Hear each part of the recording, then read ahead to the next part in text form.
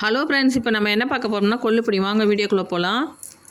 50 உளுத்தம்பருப்பு, 10 காஞ்ச மிளகாய், 3 ஸ்பூன் எள்ளு, 100 கொள்ளு, 50 கடலைப்பருப்பு, தேவையான பெருங்காயம். இப்போ ஸ்டவ் பற்ற வச்சு கடாய் போட்டுக்கலாம். கடாயில் கொள்ளு போட்டு நல்லா வறுத்து எடுத்துக்கலாம். நல்லா தீயாமல் வருங்க, எண்ணெய் ஊற்றக்கூடாது. இப்போ நல்லா செவந்துருச்சுன்னா வாசனை வரும், தீஞ்சிச்சுன்னா கசக்கும். இப்போ பிளேட்டில் ஆற வச்சுக்கலாம். இப்போ உளுத்தம்பருப்பு வறுத்துக்கலாம். உளுத்தம்பருப்பு நல்லா செவக்க வறுத்துக்கோங்க. இப்போ நல்லா செவந்து வந்திருக்கு. உளுத்தம்பருப்பு நல்லா செவந்துச்சு. ஒரு பிளேட்டில் மாற்றிக்கலாம்.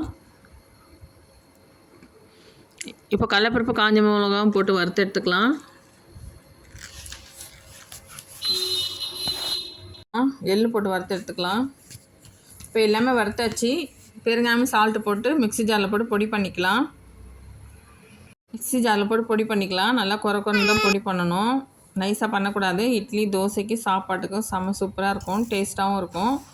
இது வந்து பிபிக்கு ரொம்ப நல்லது, ப்ரெஷருக்கு. அதை வெயிட் கம்மி பண்ணோம். ஆனால் குழந்தைங்க சாப்பிடக்கூடாதுங்க. நீங்கள் ட்ரை பண்ணி பாருங்கள். பிடிச்சிருந்தா லைக் பண்ணுங்கள், சப்ஸ்கிரைப் பண்ணுங்கள்.